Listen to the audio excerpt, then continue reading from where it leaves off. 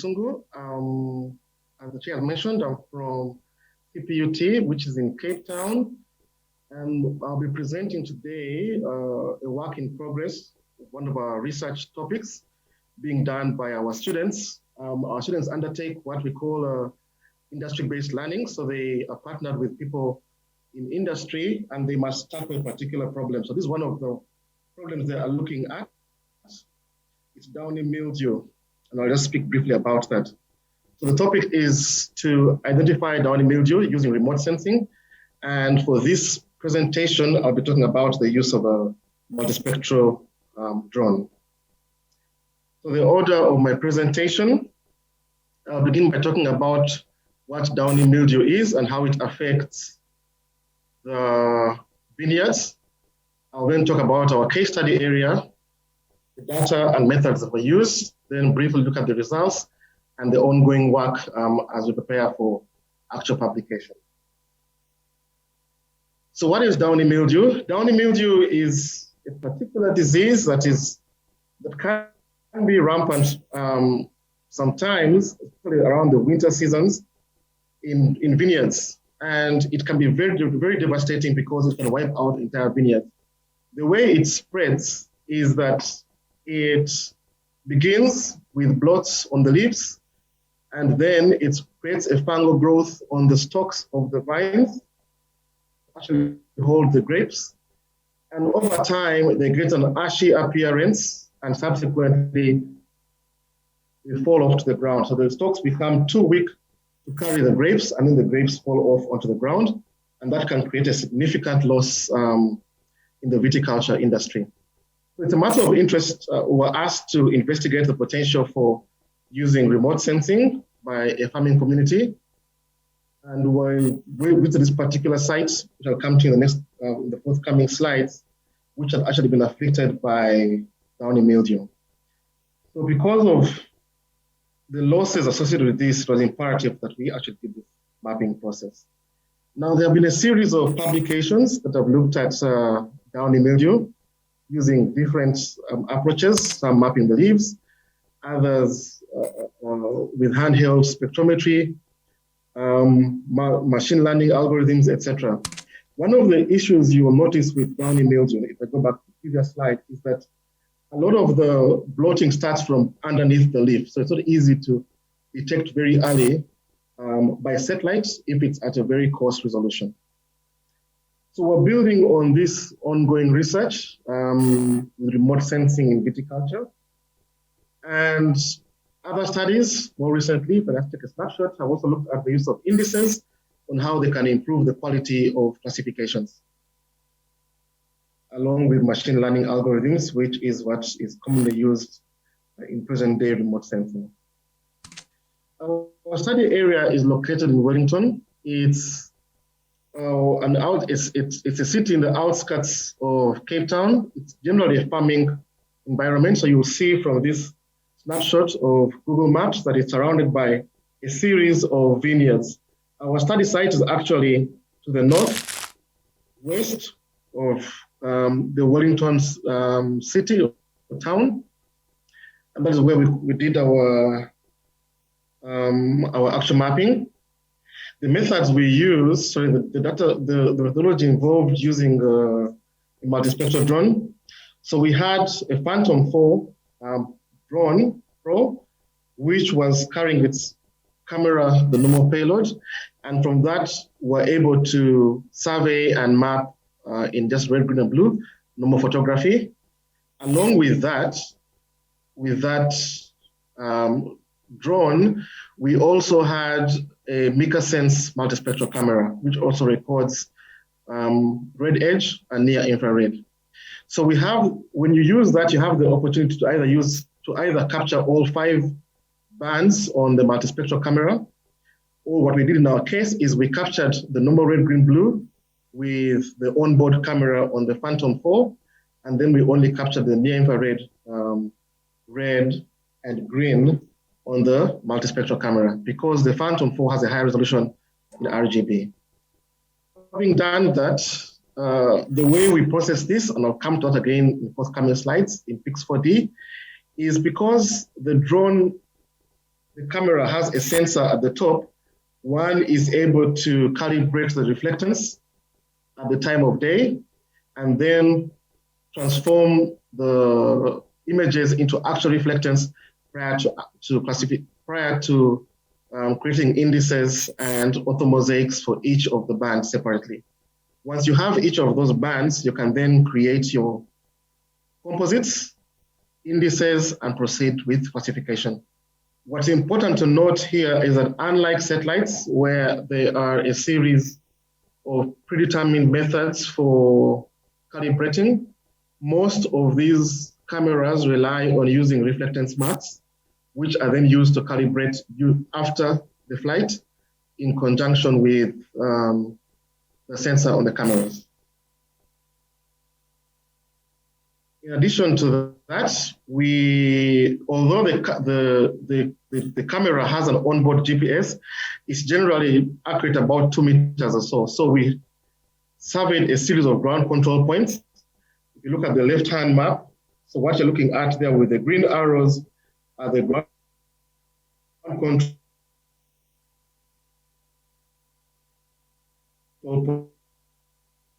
points around the actual farm area, and that bottom area. These other parts had already been harvested. On the right-hand side, you will see we also did a series of ground truthing surveys with GPS, with RTK, and that was used to determine which areas were actually still having the disease visible and which areas were actually having healthy vegetation. With Pix 4D software, we're able to generate orthomosaics and digital surface models. We didn't use the surface models in this case because it was one piece of vegetation that were all just a vineyard, but we came up with an orthomosaic which with a resolution of 6 centimeters per pixel. We also computed several indices, including EVI, indices, NDI, NDVI, etc. And a DTM was also produced, which one can use if they wanted to extract to discriminate weeds, for instance, from the actual vegetation.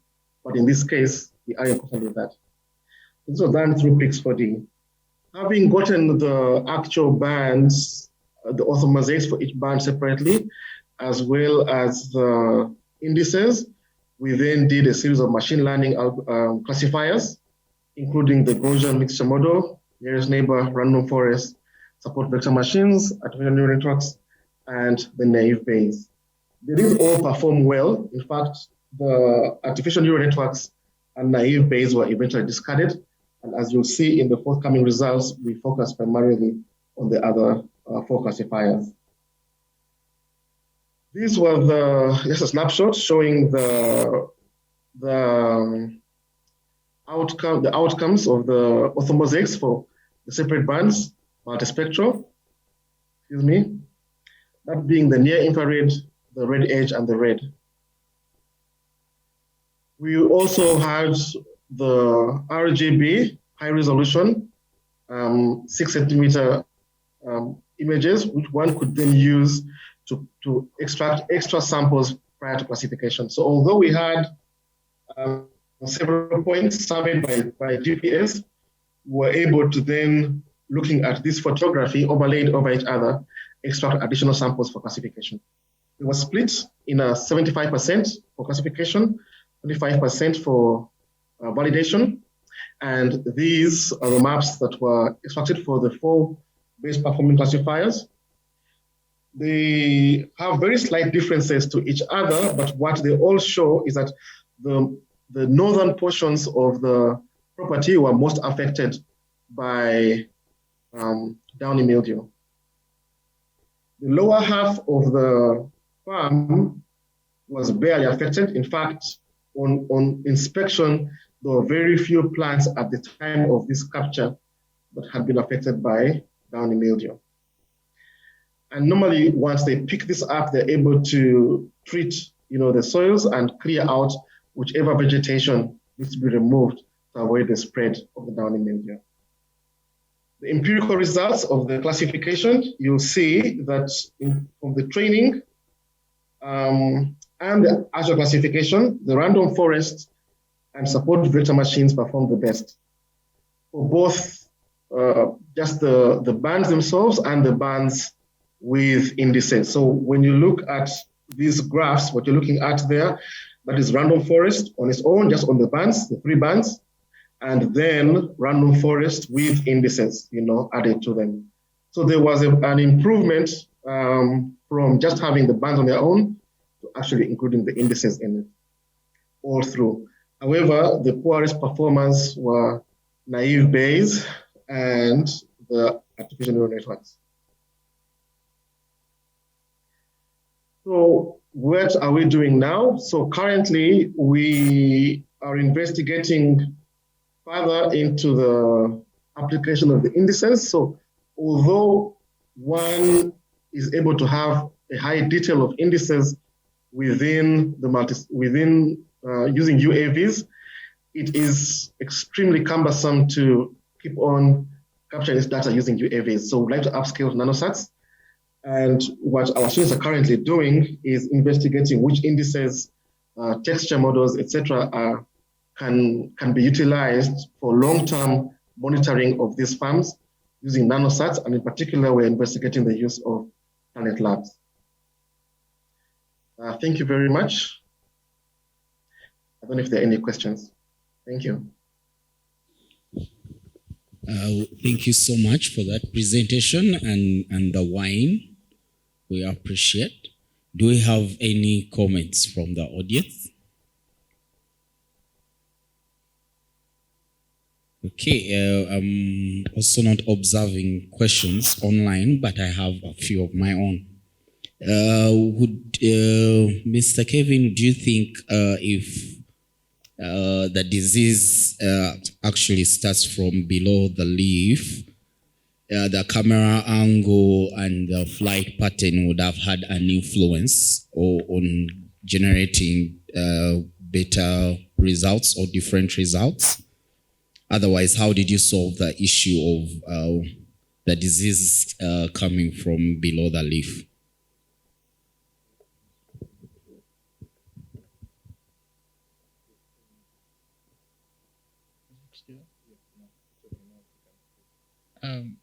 Mr. Evan, could you repeat the question? It was muted. Could you repeat the question? It was muted. Okay. Okay, I hope you're able to hear me now. I'm saying that since the disease starts from below the leaf, how were you able to resolve that? Then two, would the camera angle and the flight pattern have given different results?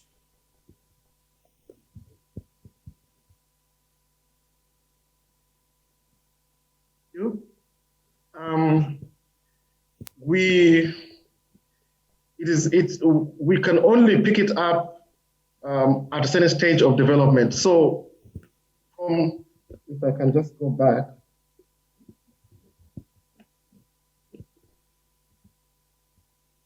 One of the bigger problems with this downy mildew is that the grapes sit under the leaves, and that's where most of the evidence is with it.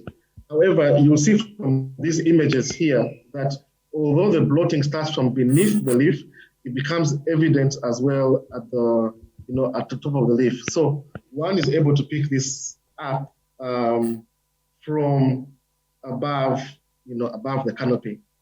In terms of the flight patterns, certainly, if one, in order to map the entire farm, one must extend the flight patterns beyond the actual boundaries of the farm, or that area of interest anyway. So then the overlap will be sufficient for one to actually observe whatever then to observe within this site.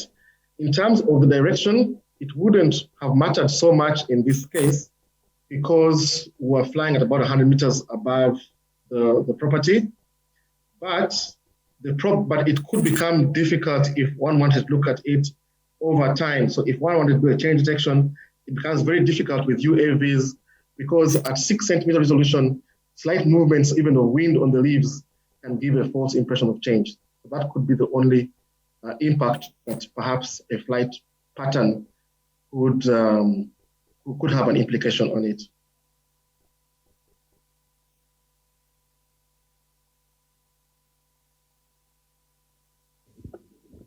Thank you, Mr. Kevin, for the wonderful presentation. We've registered a lot we can do with the UAV, especially the modifications of the cameras.